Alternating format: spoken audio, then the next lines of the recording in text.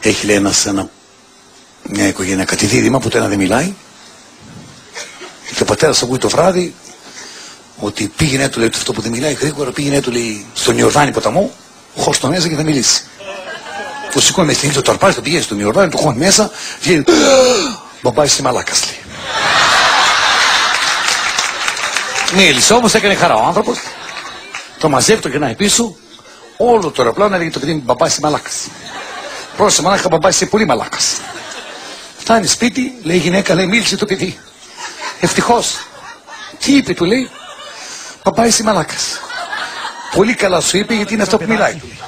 Το καημένο έψαχνα να πάρει ένα παπαγάλο, δεν ξέρω αν το ξέρεις αυτό. Πήγαινε το, και αν το ξέρεις μην γελάς από πριν. Γιατί μου το καρφώνεις, ηρέμησε. Σαν να μην το ξέρεις, σαν να έχεις πάθει εγκεφαλικό. Λοιπόν, έτσι μπράβο, κρατήσω. Λοιπόν, ένα παιδάκι θα να πάρει ένα παπαγάλο, όποιος το ξέρει και όποιος δεν το ξέρει. Πάει λοιπόν να πάρει ένα παπαγάλο. Λοιπόν, βρίσκει ένα παπαγάλο, 300.000 ευρώ. Τι του κάνετε? Λέει τα πάντα, χέστονε. Πάει παρακάτω, βλέπει 200.000 ευρώ. Τέλος πάντων, απελπισμένο το παιδί, θέλει παπαγάλο. Παίρνει ένα μπουρδέλο, ακούγε ένα παπαγάλο, έλεγε γη τη πανιά στα μάτια. Λέει πόσο κάνει αυτός? Πάρ' το παιδί, του λέει 1.000 ευρώ. Τον παίρνει λοιπόν, του το δίνει τσασά. Παίρνει το παιδί, λέει πρέπει να σου ειδοποιήσω, του λέει ότι το παπαγαλάκι αυτό είναι στο περιβάλλον, έχει λίγο στόμα. Δεν πειράζει, λέει το παιδί, παίρνει το παπαγάλο, δεν φανταζότανε, μπαίνει μέσα, μόλις μπαίνει μέσα, ακούει το παπαγάλο, αλλάξαμε μπουρδέλο. Μόλις μπαίνει η μάνα μέσα, το παιδιού λέει αλλάξαμε και τσασά. Στεναχωρημένο το παιδί, αλλά δεν πειράζει, δεν θα σταματήσει που θα πάει. Σε λίγο οι αδερφές του παιδιού, λέει παπαγάλος, αλλάξαμε και πουτάνες. Μετά παίρνει ο μεγάλος αδερφός της οικογένειας, αλλάξαμε και τα βατζή, λέει. Το παιδάκι είναι σε δύσκολη θέση, λέει. Τι να κάνει, μαμά, λέει, πριν έρθει ο παπάς, άστομα, λέει, να πει και ο παπάς, πήγε και ο παπάς. Το πράγμα κουρασμένο στη δουλειά, λέει παπαγάλο, αλλάξαμε μπουρδέλο, αλλάξαμε τασά, αλλάξαμε τα βατζή, αλλάξαμε πουτάνες, αλλά και ο Γιώργος ήταν ένας πάρα πολύ πλούσιος άνθρωπος, ο οποίος την ώρα που έκανε σεξ, ήθελε να έχει ένα μαύρο του κάνει αέρα. Με ένα φτερό. Έκανε ο μαύρος τον αέρα, ξεκίνησε αυτό. Έτσι. Πού και που κοίταγε η γυναίκα το μαύρο, κοίταγε τον κακομοίρη.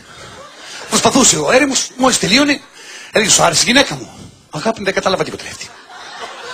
Του έκανε νόημα το μαύρο, ξανά ξεκίναγε ο μαύρος με το φτερό. Ξαναπροσπαθούσε ο πλούσιος. Δεύτερος γύρος, ευχαριστήθηκε η γυναίκα μου. Αγάπη μου, δεν κατάλαβα τίποτα αυτή. Πετιέται ο πλούσιος απάνω, έξαλλος, αρπάζει το φτερό από το μαύρο, του λέει πήγαινε εσύ. Παίρνει αυτό το φτερό, ο πλούσιος και το κάνει. Αρχίζει ο μαύρος, γκάπα γκούπα. Μόλις τελειώνει ο μαύρος, ρωτάει αυτό στη γυναίκα του. Ευχαριστήθηκες τώρα, κυρία μου. Αγάπη μου, τα φοβερό του λέει. Τέλειο. Δεν έχω ξανανιώσει ποτέ έτσι. Αυτό το είπε η γυναίκα του. Και γυρνάει ο πλούσιος στο μαύρο και του λέει: είδες μαλάκα πως κάνουν αέρα. Ο Χαρδαβέλας έχει σημαντική αποκάλυψη. Τι μου λέτε, ρε παιδιά? Τι έχει ο Χαρδαβέλας?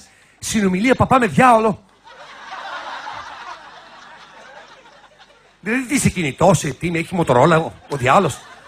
Τι γίνεται, παιδιά? Τι γραμμή είναι ο διάολος? Τι? Εσείς έχετε έρθει ποτέ σε επαφή με τον διάβολο μέσα από τους ανθρώπους αυτούς? Ναι. Έχετε έρθει σε επαφή? Έχω έρθει σε επαφή. Αρκετές φορές. Τώρα τελευταία πια. Συνομιλείτε μαζί του? Ναι, τώρα τελευταία πια ήταν πιο ανεδέστατος. Ο διάβολος. Πολύ ανεδέστατος. Ναι. Διότι του έκανα τις ερωτήσεις. Πού τις κάνετε τις ερωτήσεις? Στην κοπέλα. Που τον είχε μέσα της? Τον είχε μέσα της. Και μιλούσε εκείνος. Δεν μιλούσε η κοπέλα. Με τη φωνή της κοπέλας ή με άλλη? Όχι, με ανδρική φωνή. Τη δικιά του. Ναι. Όπως του λέω, βρε, με φοβάσαι? Ναι. Αφού με φοβάσαι, γιατί δεν βγαίνεις? Για να τη βασανίζω. Ναι, ναι. Ποιος σε έστειλε? Λέει μια γυναίκα. Ποια γυναίκα, βρε? Η πεθερά. Σκάφε ψεύτη, του λέω.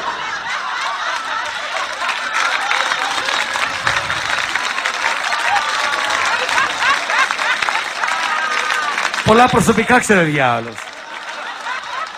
Πάντως για παπάς δεν μιλάει πολλή ώρα με διάολο. Και σε φιλικό επίπεδο, δεν είναι δηλαδή. Θα μου πεις με τόσους εξορκισμούς, έχει μια εξοικείωση κάθε τόσο. Αυτός πιο πολύ μιλάει με τον διάολο παρά με τον Θεό. Αλλά και ο διάολος δεν είναι και τόσο αντιπαθητικός. Δηλαδή του περιγράφει, δίνει τις απαντήσεις του. Δηλαδή δεν. Του λέει δεν θα σου μιλήσω. Του λέει το απαντάει. Δεν άφησα, παιδί μου, σου λέω όλες τις απαντήσεις του απάντησε. Ρώτα, ορίστε, παρακαλώ να δω. Καλά ρε, καλά μια, του λέω. Συνεχίζω εγώ τους εξορκισμούς. Λέω, ποια είναι ρε η καλύτερη σου ημέρα? Λέει η Κυριακή. Γιατί ρε? Διότι καθυλώνουν τους ανθρώπους στο κρεβάτι και δεν πας στην εκκλησία. Ρε, αν και ψεύταρος είσαι ρε, αλήθεια λες? Του λέω. Αχ μωρέ, μου λέει, 2 φορές επεκίνησα να σε σκοτώσω. Δεν μπόρεσα γιατί έχεις μια δύναμη απάνω σου που με λιώνεις. Προσπάθησε να σας σκοτώσει εσάς, Ναι, ο διάβολος. και πραγματικός, 2 φορές κινδύνεψα με το αυτοκίνητο. Και ορίστε. Να λοιπόν ότι τα περισσότερα 2 φορές. αυτά Αλλά είναι πώς το είπε, διαγωνιστικές. πώς το είπε. Αχ, του λέει, με καημό. Να σε ρωτήσω, κυρία μου, γιατί ο διάολος έχει πάντα βαριά φωνή. Έτσι ο λόγος, έτσι μιλάει, γιατί μιλάει έτσι. Να ήταν πιο ωραία να τον διάβολος έτσι πιο ανάλα φωνή, έτσι λίγο τύπου ας πούμε έτσι πιο γλυκιά. Μπήκα μέσα, δεν φεύγω, τύπου. Διώξε με μπορείς. Τέτοια. Κάθε βράδυ βλέπω ότι υπάρχει περίπτωση να βιάζουν 10 Αλβανοί. Όχι 11 ούτε 9.